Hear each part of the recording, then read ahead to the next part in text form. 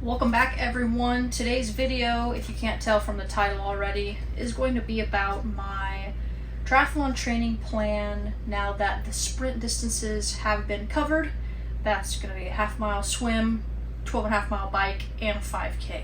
So I can do all of those distances. It took me probably a little over a year of really unplanned, very little structure workouts in order to reach those capacities. So I went from hardly working out at all, like, barely lifting weights, barely doing any cardio, to jumping right into the endurance triathlon realm, and it was very difficult at first. I mean, at the beginning, I could hardly bike 3 miles, 5 miles, and that was working out about once a week, and I was slowly able to build up over time and get to the distances that I just mentioned before, those sprint triathlon distances. So the plan for the next 10 to 12 months is to work my way up to the Olympic triathlon distances, which is just shy of a half Ironman. So those distances are going to be a 1.2 mile swim, followed by a 50-mile bike, and then 9 miles. So the only difference between this Olympic level triathlon, the distances, and half Ironman is that 9-mile run. So a half Ironman is the same biking distance, the same swimming distance. It's just a 13-mile run, or a half marathon, so 13.1 instead of that 9-mile. So I wanted to break down for you guys the phases that I have devised in month blocks, several months at a time, to work my way up and build capacity over these next 10 to 12 months. Started with the first phase. I'm reading from my iPad. Phase 1 is months 1 through 3, focusing on building aerobic fitness, technique, and comfort. So I have 3 days a week that I'm able to work out between paramedic school full-time and working full-time. I typically have 3 days off a week, and I'm going to structure these workouts around my days off. So broken into the 3 days, the first day is going to be a swim and a run.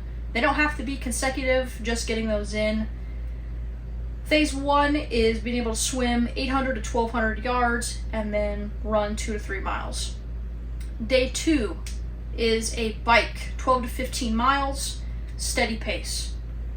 Day 3 is going to be that brick workout of 8 to 10 miles on the bike and then a 2-mile run immediately after. So the goal by the end of phase 1 is to be able to swim 1200 yards, bike 20 miles, and run 4 miles. So theoretically, it's October right now, by the end of December, I should be able to do all 3 of those workouts and do that length of a triathlon in a day. So again, a 1200 yard swim, 20-mile bike, and a 4-mile run. Then we have phase 2, which focuses on endurance growth and increasing that capacity. That's months 4 through 6. The first day of the 3 days, the swim and the run. So the swim is 1200 to 1600 yards, followed by a 3 to 4 mile run. Day 2, the bike, it increased a little bit, 20 to 25 miles at a steady pace. Then we have day 3 of the brick workout, which is going to be a 12 to 15 mile bike, followed by a 2 to 3 mile run. So the differences between phase 1 and phase 2: by the end of phase 2, I should be able to swim 1 mile, which is 1750 yards, bike 30 miles, and then run 6.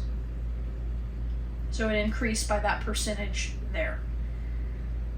Then we have phase 3, which is more of a race-specific build, so it's months 7 through 9. Day 1 will be a swim plus a run. Swim 1600 to 2000 yards, run 4 to 5 miles. Day 2 is just a bike. It's 30 to 40 miles long, just the bike. Day 3, we have that brick workout.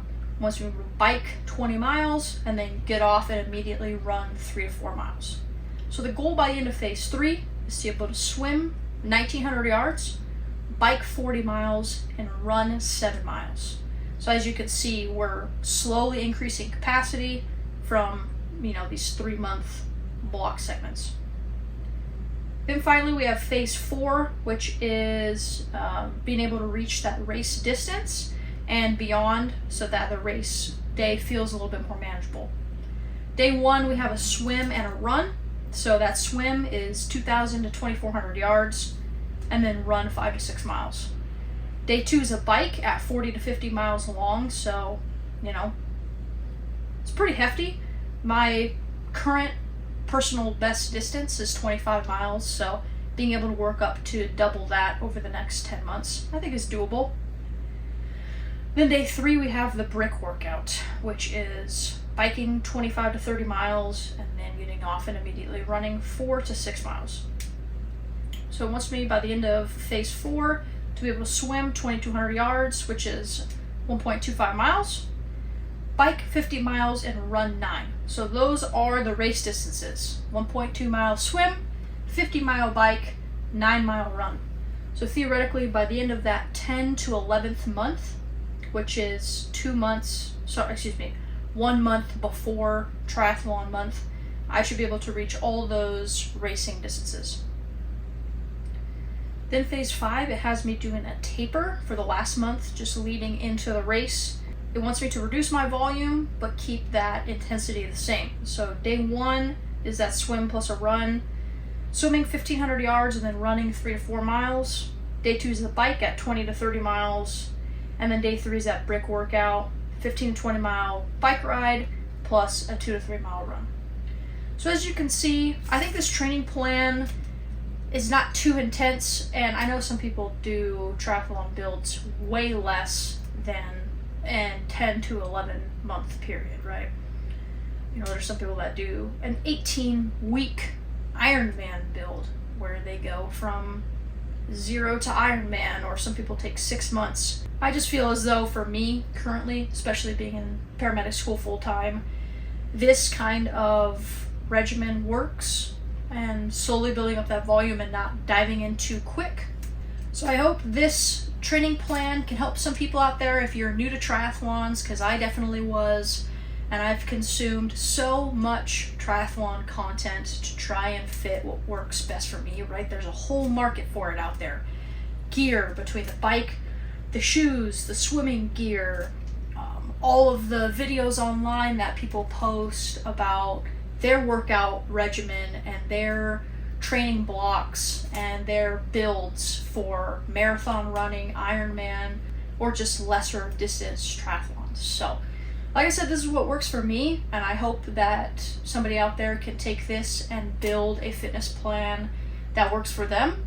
Everybody's going to be different.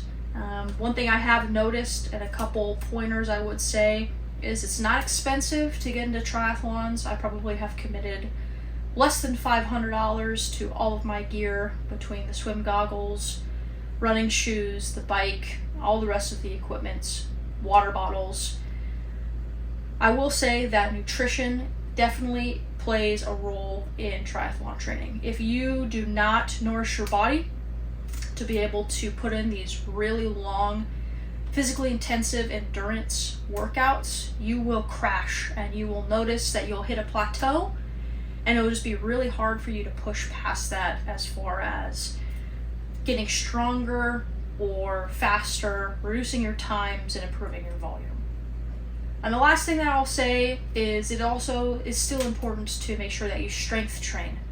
So I currently strength train once a week, and it is typically a full body strength training exercise.